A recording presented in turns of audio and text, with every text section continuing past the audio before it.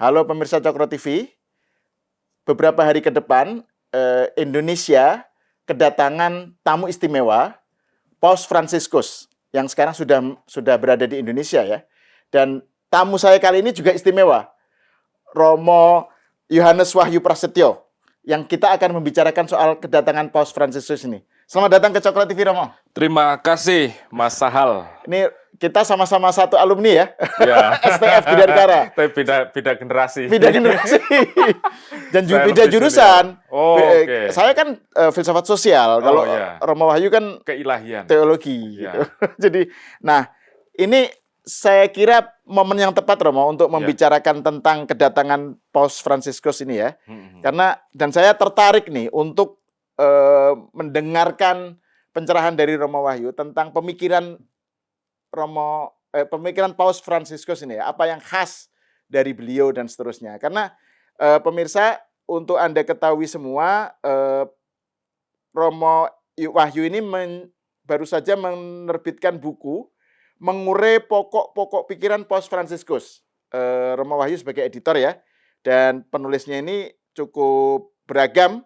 Termasuk ada juga Mas Budi Munawar Rahman dari Islam ya. Tapi terutama juga dari berbagai ordo ya, tapi terutama banyak kan OFM ya, Romo ya? Semuanya OFM. Oh, semuanya. Oke. Padahal ini pausnya dari Jesuit ya, menarik ini. Jadi ini Paus Fransiskus itu dari ordo Jesuit, tapi ini buku yang penulisnya hampir semua OFM kecuali Mas Budi Munawar Rahman. Dengan Resa Watimena. Oh, Resa Watimena, ya. Nah, ini buku ini ada versi. Ya, ada e-booknya. Ada e-booknya, jadi pemirsa bisa melihat gratis. Kalau pengen tertarik tentang bukunya bisa melihat di linknya kita sertakan di deskripsi ya, deskripsi YouTube, silahkan lihat. Romo, menurut Romo sebenarnya kedatangan Paus yang sekarang ini kan bukan yang pertama ya, Paus datang ke Indonesia ya. Ada 3 kali ya, ada Paus datang ke Indonesia kalau nggak salah ya. Sejak zaman awal Orde Baru atau zaman Bung Karno, nggak tahu lah pokoknya. Yohanes Paulus kedua pernah datang. Cuman waktu itu mungkin saya sudah lahir atau belum ya. Saya kan lahir tahun 1994 ya. Wah, masih muda banget. Romo Gen Z. Masih muda. Jadi kedatangan Paus Fransiskus ini gimana menurut Romo? Jadi kalau secara pribadi, saya ngomong sebagai pribadi, sebagai seorang saudara Dina, sebagai seorang Fransiskan, sebagai seorang biarawan, dan juga terutama sebagai orang yang cukup tekun dan setia membaca teks-teks yang ditulis oleh Paus Fransiskus dan mengaplikasikannya dalam kehidupan sehari-hari. Jadi bagi saya kedatangan Paus Fransiskus ini penuh makna dan nilai. Kenapa demikian? Karena yang datang ini adalah pemimpin tertinggi Gereja Katolik. Tentu ini menjadi sebuah kebahagiaan bagi umat Katolik yang ada di Indonesia. Tetapi terutama kebahagiaan itu menjadi semakin meluap-luap karena yang datang ini orang yang berkarisma menurut saya. Kendati dia tidak akan ngomong banyak misalnya, itu akan berbicara banyak juga.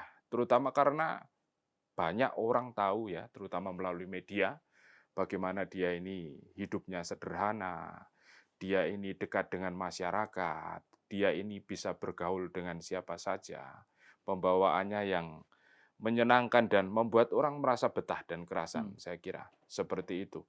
Nah, terutama di Indonesia, kedatangan Paus Fransiskus ini menjadi momen yang bersejarah.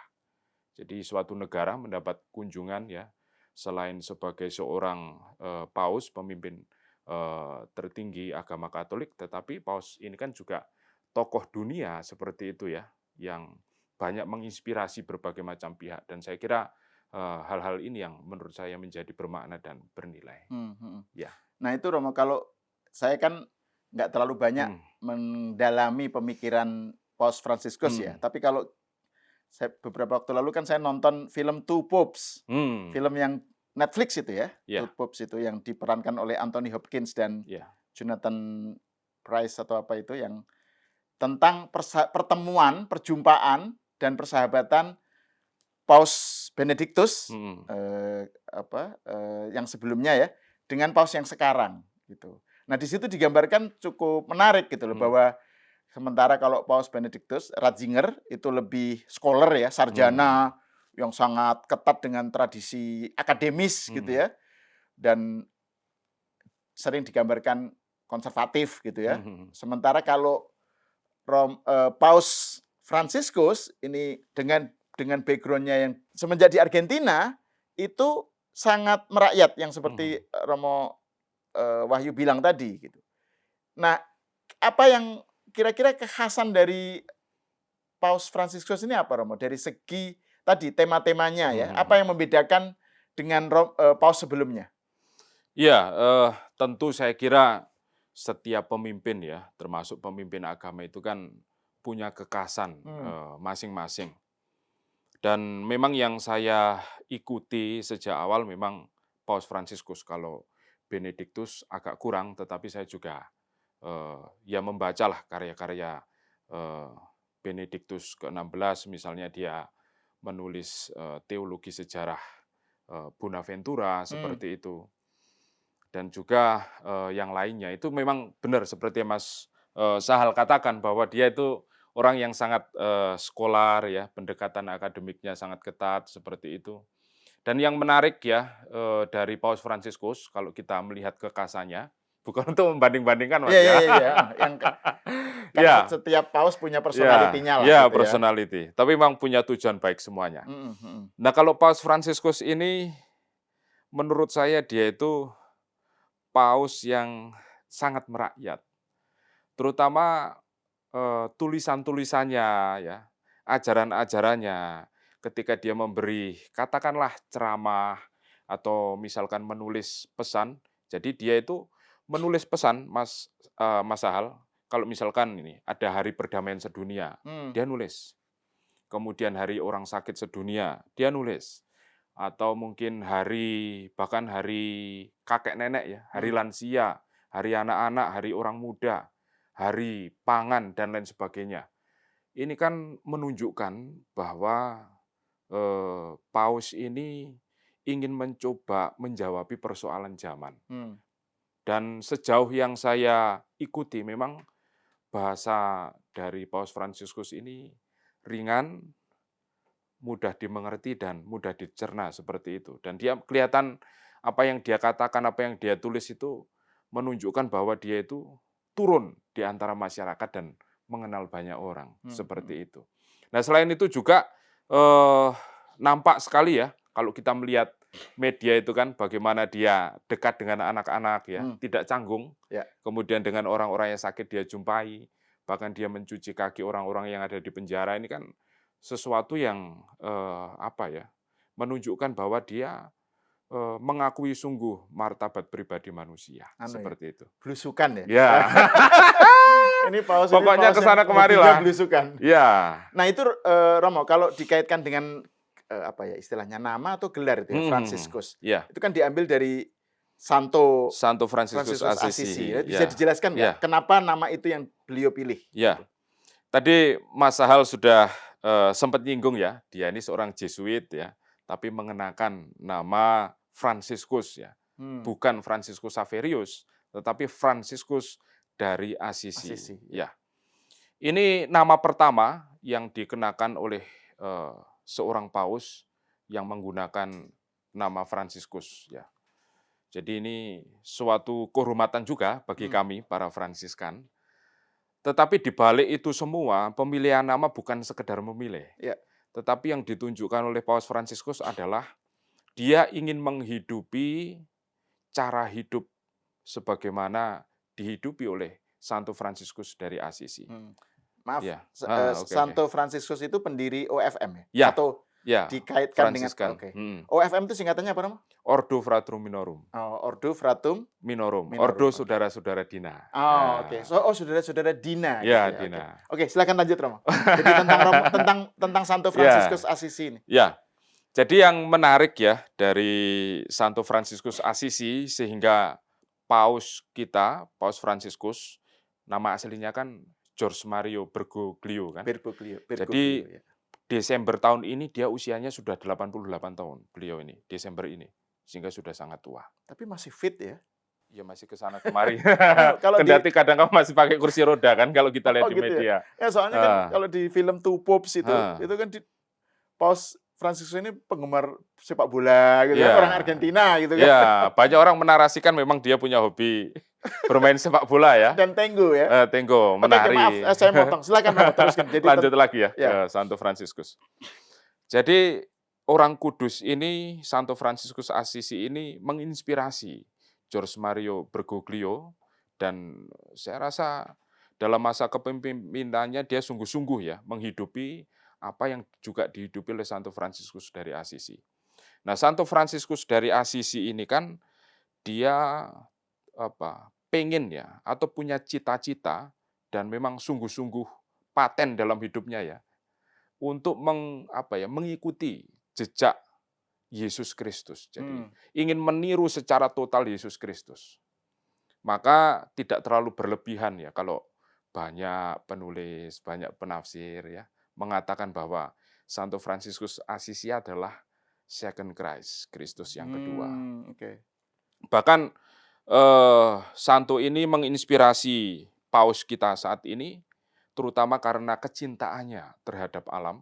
Hmm, Kemudian dia sangat menghormati martabat pribadi manusia dan itu memang sungguh luar biasa. Dia menyebut segala sesuatu itu sebagai saudari dan saudara. Itu kan sesuatu yang dekat ya. mhm mhm Jadi mhm. yang lain itu bukan sesuatu yang asing gitu ya, bukan sesuatu yang kita kecualikan ya.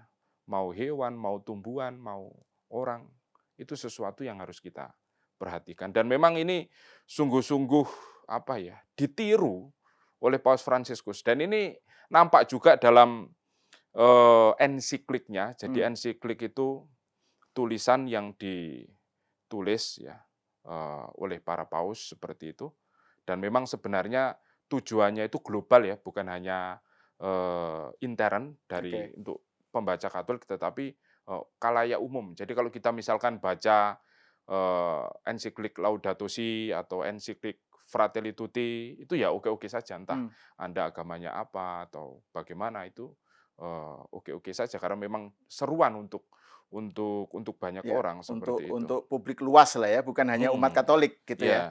Dan kalau kita lihat juga isinya dari ensiklik Laudato Si dan Fratelli Tutti itu spiritnya sangat dekat ya, bukan sangat dekat, memang mengambil dari pribadi Santo Fransiskus dari Assisi, Mmm, seperti itu. semacam kontekstualisasi Ya, pemikiran Fransiskus Assisi gitu ya. ya, Nah, benar. sekarang jadi momen yang tepat Mhm, ini, kita masuk ke pemikiran Paus ya. Fransiskus ini yang, ini ada pembahasan di YouTube ya, Romo, ya? Ya, Pembahasan buku ini ya. ada. Jadi pemirsa kalau pengen tertarik nonton, membaca bukunya bisa dicek YouTube, di GPI COFM Indonesia.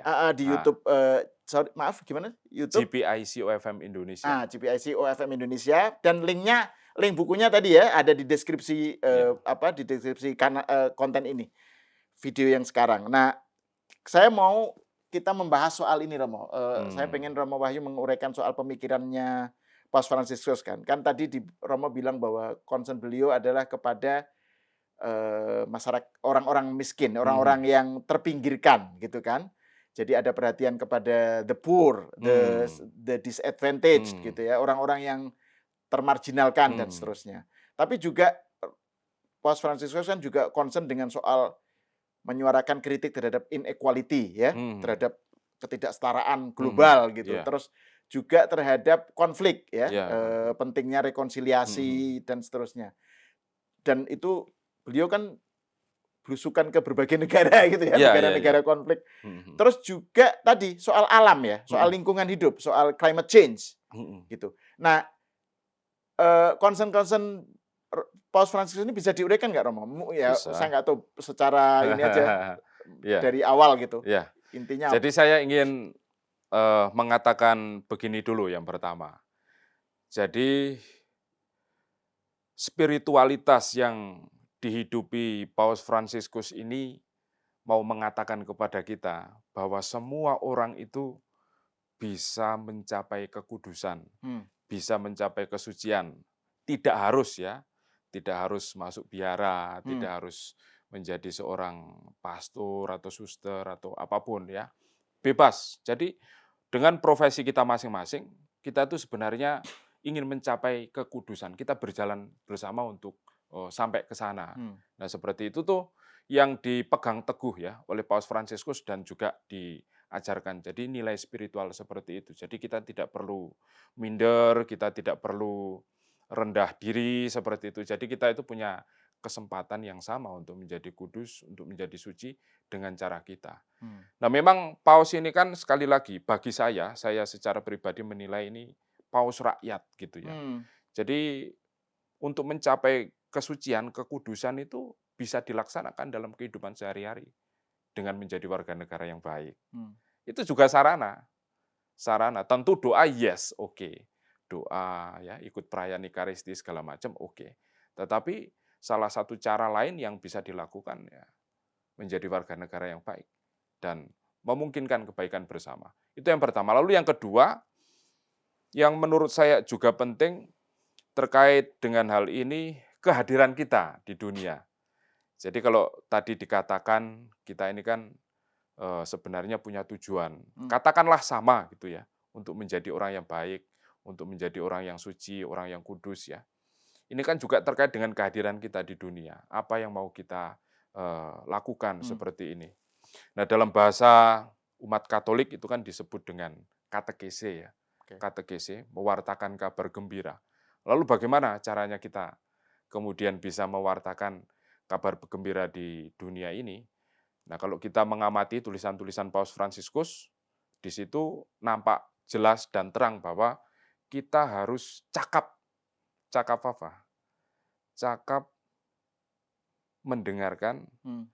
cakap melihat, cakap merasakan, paham dan situasi apa tanda-tanda zaman yang terjadi saat ini.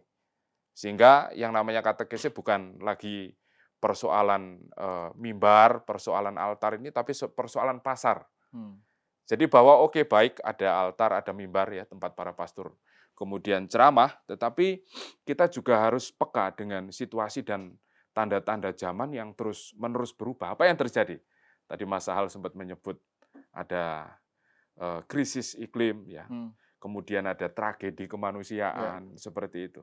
Itu salah satu yang perlu dijawabi bagi Paus Fransiskus ya, dalam rangka katekese, mewartakan kabar gembira ya, melalui cara hidup.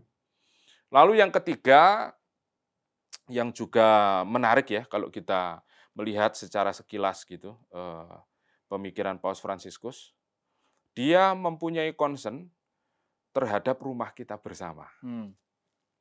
Rumah kita bersama yang kalau dalam bahasa saya ya, itu sedang terkoyak-koyak ya. Sedang amburadul katakanlah seperti itu ya. Terjadi eksploitasi. Bisa disebutkan saja apa saja eksploitasi. Pencemaran sungai, pencemaran laut ya. Penabangan pohon yang ugal-ugalan seperti itu ya.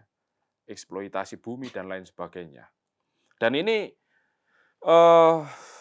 bagi Paus Fransiskus kita harus mengakui fenomena-fenomena ini.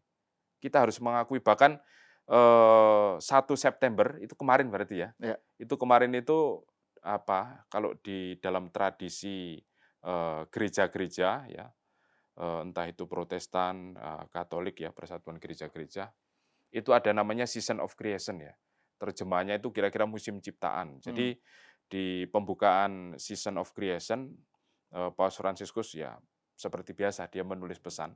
Nanti akan berakhir pada 4 Oktober itu Hari Raya Santo Fransiskus. Ya.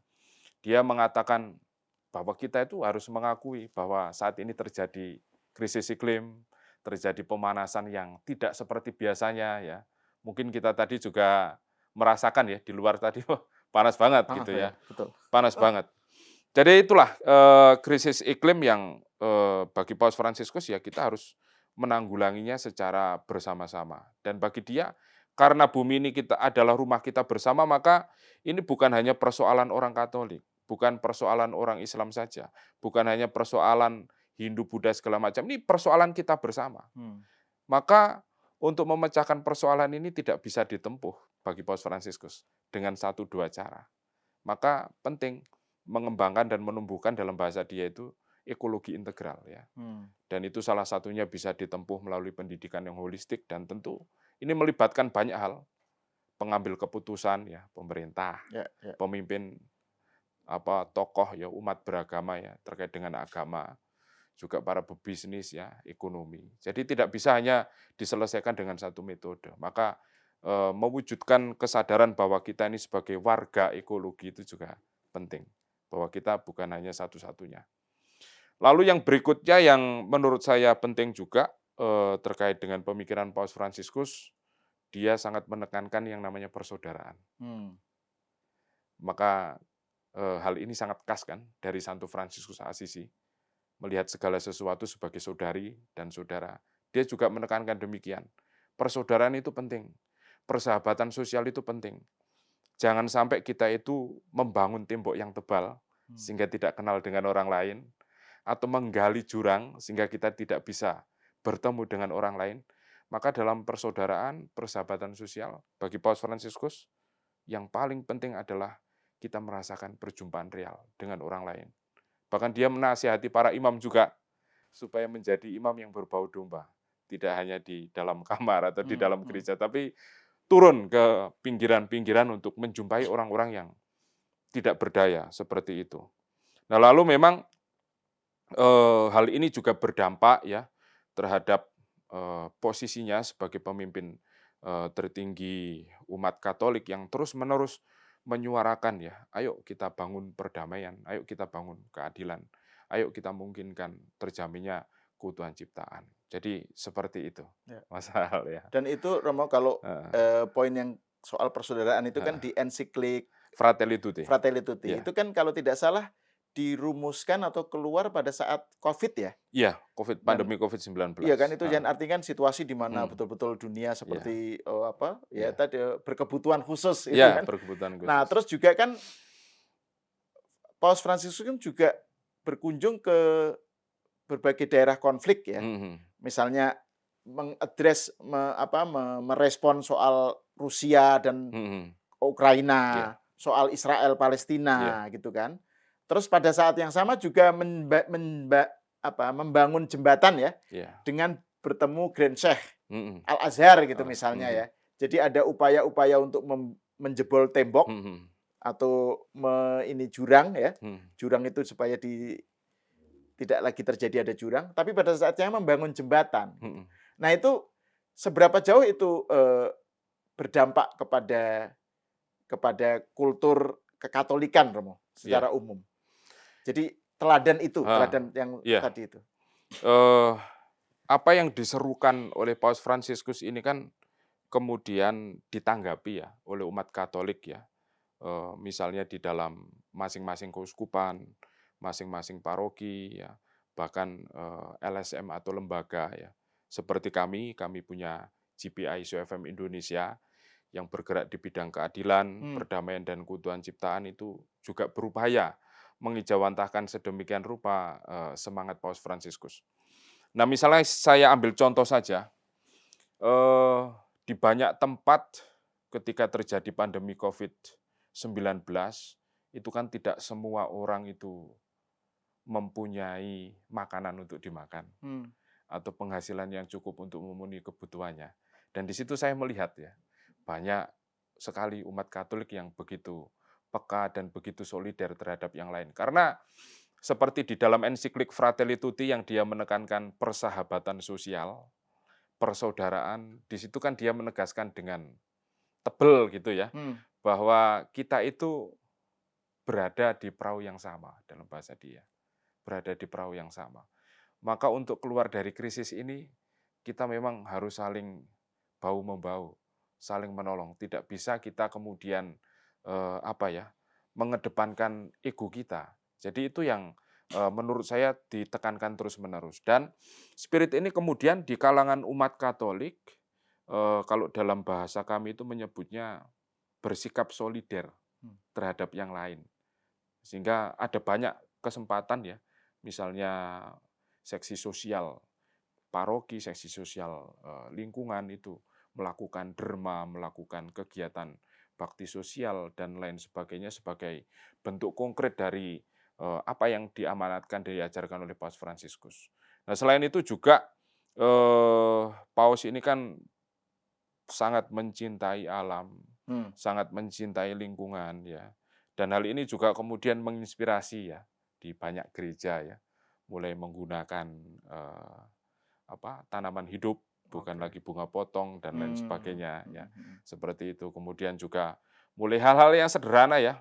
eh, Makan itu harus habis. Bahkan dia itu juga menarik ngomong begini. Kalau kita itu membuang makanan, kita itu merampas dari hak orang miskin. Itu dia katakan di dalam ensiklik Laudato Si. Dan itulah yang menarik dalam diri Paus Fransiskus, dan tidak heran juga umat Katolik sangat tersipu-sipu gitu ya. Dengan dia kok bisa ya pemimpin tertinggi Gereja Katolik begitu sederhana, rendah hati, kata-katanya itu menyentuh ya. Dan itu, Heeh. keteladanannya itu melalui hal-hal kecil ya? Ya, Misalnya kayak hal tadi yang sederhana. soal Romo Wahyu cerita soal bagaimana kaitannya dengan concern terhadap lingkungan ya, Hmm, terhadap makanan gitu iya, misalnya kan, itu kan contoh-contoh kecil itu kan. iya, iya, Jadi, apa ya, melalui tindakan gitu tindakan. ininya. Bahkan dia kalau dalam rangka persaudaraan dan persahabatan sosial ini, di banyak tempat ya dalam pesannya juga ya, terutama kalau hari kakek nenek ya, hari Mhm. lansia gitu, dan juga di tulisan-tulisannya yang lain, dia mengingatkan, dewasa ini itu terjadi budaya membuang, dia bilang. Mmm. Bukan hanya membuang barang, bukan hanya membuang makanan, tetapi ada manusia yang dibuang. Dan ini memang sungguh nyata. Ya. Bagaimana kemudian seorang anak tega dengan orang tuanya, menelantarkannya, tidak merawatnya. Dan ini juga menjadi perhatian bagi Paus Fransiskus. Yang dibuang bukan hanya makanan dan barang, manusia juga Mmm. dibuang, dikecualikan, Ya. disingkirkan.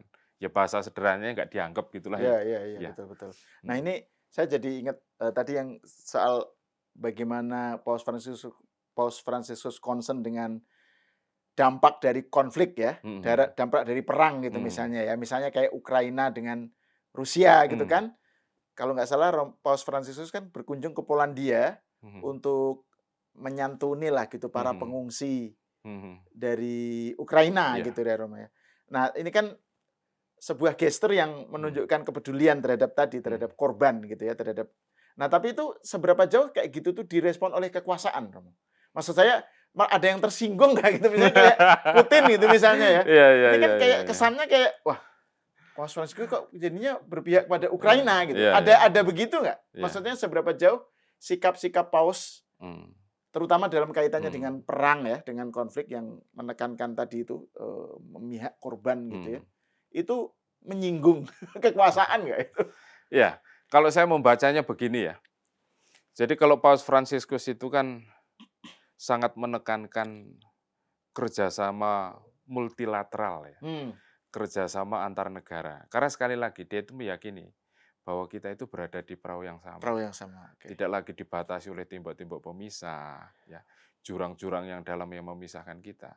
Jadi dia itu kenapa dia sering berkunjung ya, kenapa dia sering memberikan seruan, baik itu tentang konflik, tentang perang.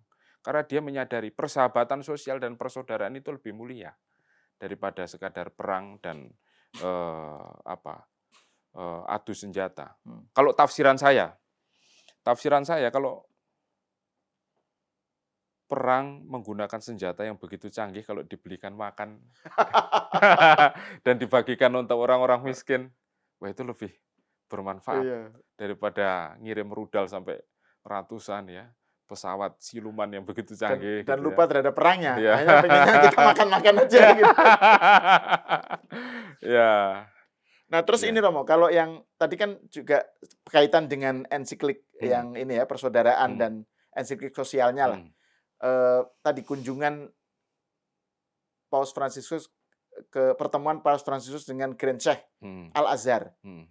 Gimana komentar Romo itu? Ini kan mungkin juga Iya, relevan dengan iya, Indonesia ya, iya, karena ini kaitannya dengan iya, umat Islam, iya, hubungan mhm, antara Katolik dengan Islam lah iya. gitu. Jadi kita mundur lagi ya. Jadi dia ini kan meniru ya, meniru meneladani Santo Fransiskus dari Assisi. Asisi. Kalau kita belajar sedikit banyak tentang abad pertengahan gitu, Hmm. dan juga mungkin belajar tentang eh, kefransiskanan ya, tentang Santo Fransiskus Assisi ya, biografinya atau narasi tentang apa. Kita di situ akan menemukan bahwa pada satu momen Santo Fransiskus Assisi itu ke Timur Tengah, menjumpai Sultan Malik Al-Kamil, dan dia berdialog di situ. Itu ada yang menulis itu, namanya Paul Moses. Kalau nggak salah judulnya itu Saint and Sultan. Saint and Sultan. Santo dan Sultan, kira-kira seperti itu. Dan ini ya karena namanya Paus Fransiskus ini kan menghidupi spirit orang yang namanya diambil untuk dijadikan pegangan hidupnya, katakanlah seperti itu ya. Sehingga kalau dia mengunjungi imam besar Al-Azhar, ya tidak mengherankan. Karena dia meneladani apa yang dihidupi oleh Santo Fransiskus dari Assisi. Nah, ini sesuatu yang bagus bagi saya, seperti yang juga Mas Sahal tadi katakan ya. Jadi Paus Fransiskus ini ketika ada jurang, dia berupaya untuk membangun jembatan. Ketika ada tembok, dia berusaha untuk mengetuk supaya tidak ada tembok. Jadi sesuatu yang baik, dan ini menunjukkan kepada kita sekali lagi yang namanya persahabatan sosial, yang namanya persaudaraan itu sangat mulia, sangat berharga. Karena kita ini saudari dan saudara semuanya. Ya, dan itu menjadi salah satu salah satu doktrin dari Fransiskus, bukan doktrin, salah satu ajaran dari Fransiskus Assisi ya. Saudari dan saudara itu ya. Bukan hanya diajarkan tapi sungguh dihidupi. Sungguh dihidupi ya. Dan itu manifestasinya dalam konteks Paus Fransiskus ya, ensiklik tadi ya, Fratelli Tutti. Nah, terus ini Romo, saya mau ini kembali ke film Two Popes lagi ya. Karena saya sebenarnya udah pernah nonton, terus tadi malam dalam kaitannya pengen ngobrol dengan Romo Wahyu ini, saya nonton lagi gitu.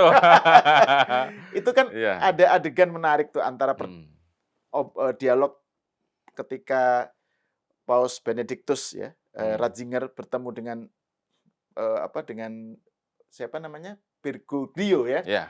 Kan belum jadi paus dia kan. Dia bilang bahwa Paus Fransiskus Bergoglio itu terlalu menekankan change, perubahan. Sementara kalau Ratzinger itu terlalu menekankan stability di dalam gereja. Nah, ini terkait dengan anggapan bahwa Bergoglio, dan mungkin Paus bahkan sudah menjadi Paus ya, Paus Fransiskus itu banyak melontarkan kritik internal terhadap gereja, gitu ya. Ada sejumlah kritik yang dianggap bahwa ini betul-betul sebuah kritik terhadap gereja yang cukup berani gitu. Nah, menurut Romo Wahyu gimana itu soal bagaimana kritik dari Paus Fransiskus terhadap gereja lah ya. Yang tadi gereja itu dianggap terlalu statis ya, terlalu stagnan lah, bukan statis, stagnan. Sementara kehidupan itu kan berkembang, change gitu kan, berubah. Terus ada yang menarik itu, Ratzinger bilang itu nanti Anda terkompromikan gitu. Jadi kompromi dengan kebenaran gitu. Enggak, ini perubahan. Jadi batas antara kompromi dengan perubahan ini jadi menarik ini. Nah, itu gimana Romo melihatnya? Tapi catatan saya itu kan sebuah film ya. Iya. Dan ini film yang base-nya itu play sebenarnya. Ini sebenarnya pementasan teater ya. Terus difilmkan. Cuma dialognya menarik. Oke. Tapi betul kan bahwa Paus Fransiskus itu banyak melakukan kritik internal terhadap gereja. Jadi saya kasih contoh saja yang ringan gitu ya. Jadi sebenarnya tadi saya sudah sempat menyinggung. Jadi bagi Paus Fransiskus, dia mengajak para imam itu tidak menjadi imam yang berada di Menara Gading. Imam yang tenang, imam yang tidak terusik, imam yang jauh dari mereka yang susah. Jadi justru bagi Paus Fransiskus, kita harus keluar dari kenyamanan-kenyamanan itu untuk membantu orang-orang yang sakit, orang-orang yang menderita, orang-orang yang susah, orang-orang yang kekurangan, orang-orang yang membutuhkan pertolongan. Dan ini bagi saya suatu kritik yang sangat penting, mau disebut kritik, atau mau disebut pendapat, atau mau disebut evaluasi, atau apapun lah.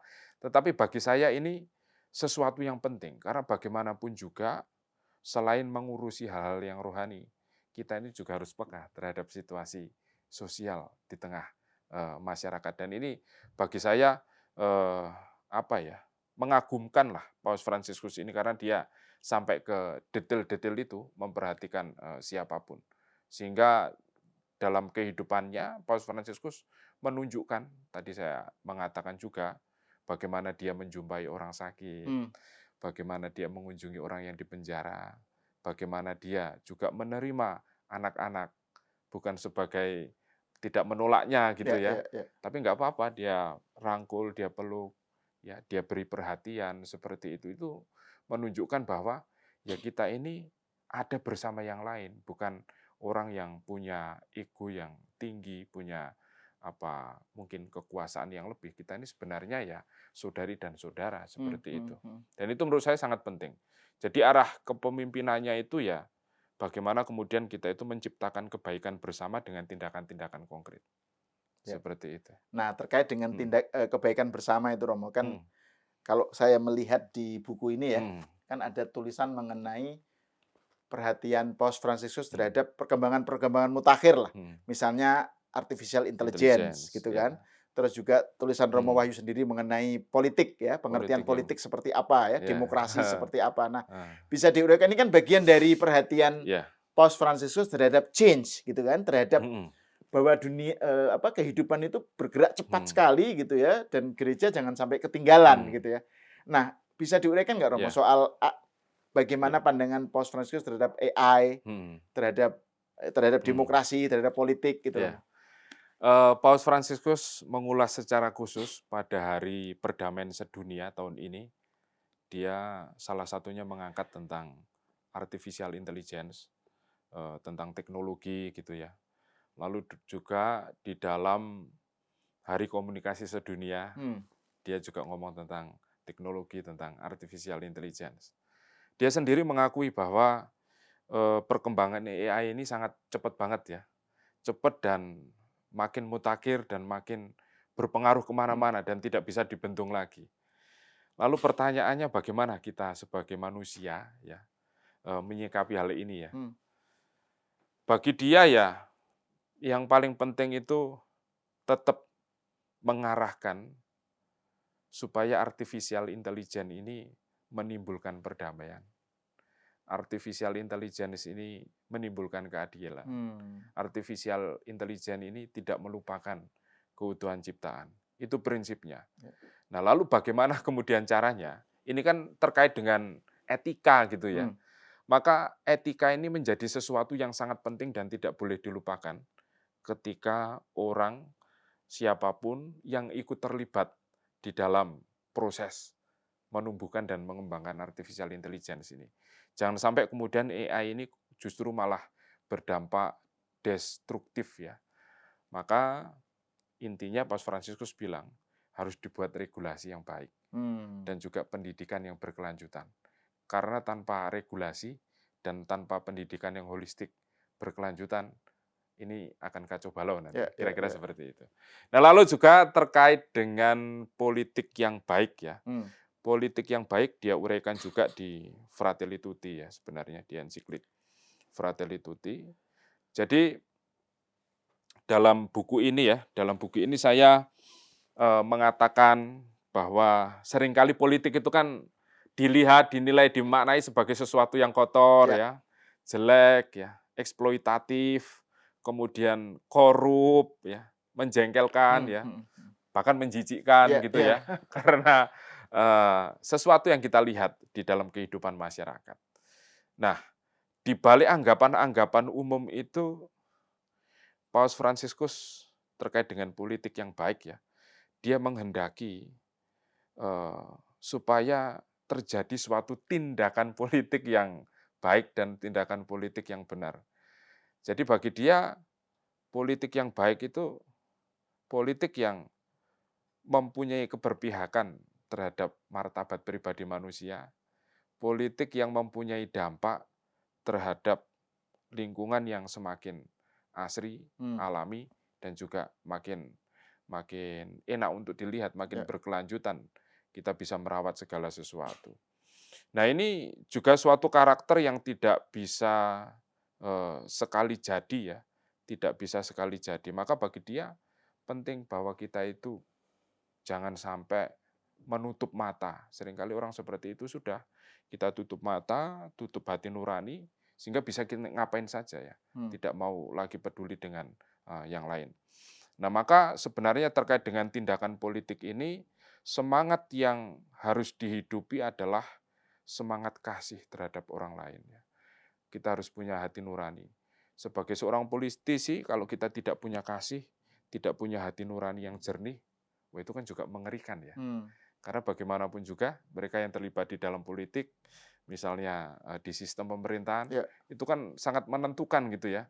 Mereka membuat kebijakan dan lain sebagainya. Dan itu bagi saya juga menarik ya kalau Paus Fransiskus bilang, kita itu harus memimpin dari hati. Jadi selain kita punya akal budi, kita harus benar-benar mengasah hati nurani dan punya hati. Kalau dalam pembacaan saya, kalau saya sendiri memaknainya ya, ketika membaca Fratelli Tutti tentang politik yang baik, ya kita ini sekali lagi harus peka sebagai seorang pemimpin apa yang dibutuhkan oleh masyarakat, apa pergulatan masyarakat saat ini, apa sesuatu yang mendesak yang harus dibereskan seperti itu. Dan ini sekali lagi bagi Paus Fransiskus, politik yang baik itu politik yang menggunakan hati. Selain akal budi, dia harus punya hati seperti itu. Hati untuk berbicara benar, bertindak juga benar. Bagi dia seperti itu. Dan itu terkait dengan tadi ya, dengan etos persahabatan dan persaudaraan itu ya, kesetaraan, memperlakukan orang secara setara lah ya, secara tadi itu saudara-saudari tadi itu. Tapi juga yang menarik, Mas Sahal, ada satu penulis juga yang menekankan ya. Jadi bagi dia itu apa yang dikatakan Paus Fransiskus itu imperatif moral. Kayaknya dosen moral dia. Ini imperatif seperti Immanuel Kant gitu, gagasan imperatif. Oh, saya jadi ingat kuliah di STF. Gimana? Jadi bagi dia apa yang dikatakan Paus Fransiskus itu imperatif moral. Kenapa demikian? Kita itu bisa dan harus hidup bersaudara dengan yang lain. Kita itu bisa dan memang wajib hidup bersaudara dengan yang lain. Lalu penjelasan yang lain juga menarik ya, bahwa kita itu bukan predator. Predator yang bisa membombardir, bisa mengeksploitasi entah itu alam, itu manusia. Kita itu bukan predator. Sekali lagi ditekankan, kita ini saudari dan saudara, bukan orang yang jahat. Karena memang hakikat manusia yang sejati itu memiliki kasih terhadap yang lain. Dan itulah imperatif moral ya. Imperatif moral ya. Bahwa kita bisa dan harus bisa hidup bersaudara dengan yang lain seperti itu. Nah, terus ngomong-ngomong Romo, itu yang ensiklik Fratelli Tutti dan Laudato Si itu seberapa tebal Romo ininya itu? Tidak terlalu tebal karena kita sudah terbiasa baca itu kan. Itu dalam bahasa Italia, bahasa Latin atau apa? Jadi yang menarik ya, yang menarik di dalam Gereja Katolik itu ensiklik Paus ya, seperti Fratelli Tutti dan juga Laudato Si itu diterjemahkan ke dalam berbagai macam bahasa. Silakan mau bisa apa? Jerman, bahasa Indonesia ada Romo? Bahasa Indonesia ada. Oke. Itu diterjemahkan oleh Romo Martin Harun, OFM, seorang Fransiskan dia. Ya. Dosen STF ya, Sekolah Tinggi Filsafat Triarka. Tapi sudah purna karya. Iya. Tapi masih sehat. Masih sehat, produktif ya. Nah, terus ini pemirsa, sebelum kita mengakhiri obrolan ya, ini ada buku yang saya ini makasih banget Romo dapat hadiah buku-buku dari Romo Wahyu ini. Ini ada kumpulan artikel filsafat, kemudian kumpulan artikel teologi. Ini ada versi e-booknya nggak Romo? Kalau ini belum ada. Belum ada. Terus ini kemudian Karl Rahner ya. Wah, ini menarik nih. Karl Rahner ini juga seorang Jesuit ya. Iya, betul. Dan ini kan salah satu pemikir yang juga tumbuh dalam tradisi perang dunia menjelang perang dunia kedua ya. Kalau nggak salah ya, konteksnya ya Jerman ya. Jerman. Terus ini ya. Jadi ini kebetulan karena ketemu, jadi saya dapat hadiah yang banyak ini. Oleh-oleh. Yang tidak kalah penting adalah ini, mengurai pokok-pokok pikiran Paus Fransiskus yang versi e-booknya bisa Anda baca di tautannya ada di deskripsi video ini. Romo Wahyu, terima kasih atas obrolannya. Dan ini buat saya juga mengingatkan kembali pada suasana Rawasari lah ya. Jembatan Serong Jembatan ya. Serong, suasana Sekolah Tinggi Filsafat Triarkara gitu. Yang selalu betul-betul kayak oase gitu ya, oase di Jakarta gitu. Tapi kalau mau belajar juga, jadi kami ini membuat seminar gratis. Kami ini OFM. GPIC OFM Indonesia, Oke. tempat saya bekerja. Iya. Jadi setiap Senin malam, Oke. kami membuat diskusi filsafat itu gratis ya. Tahun ini Melalui kami, Zoom, Romo? Zoom, Oke. ya, live streaming juga. Iya. Jadi bisa diakses oleh siapapun. Tahun ini ada 80 pengajar Oke. tentang filsafat hak asasi manusia. Tahun lalu itu tentang filsafat politik, terus sebelumnya lagi itu. Tahun ini temanya hak asasi manusia. Tahun lalu politik, tahun sebelumnya lagi itu filsafat keadilan, filsafat perdamaian, filsafat ekologi. Bisa diakses juga di YouTube kami. Iya. Selain itu biasanya setelah selesai serialnya, para narasumber mengumpulkan tulisan, terus kemudian saya editori. Yang filsafat politik ini sekitar 1000-an halaman. Hampir selesai. Ya. Ini yang tentang HAM tadi, Romo? Atau yang politik yang sebelumnya, yang tahun lalu ya? Tahun lalu. Itu dosen-dosennya siapa aja, Romo? Misalnya, maksudnya pengajarnya? Maksudnya dari banyak, dari IFT Kalidalero, Unwira Kupang, STF tentu. Iya. Kemudian dari Parahyangan, Malang, ya seperti itu. Dan itu bisa diikuti tiap Senin malam. Senin malam. Oke. Jam berapa, Romo? Jam 7. Jam 7 WIB ya? WIB. Oke, pemirsa, terima kasih Romo Wahyu atas obrolannya dan pencerahannya. Pemirsa, sampai di sini dulu. Kita berjumpa lagi di episode selanjutnya.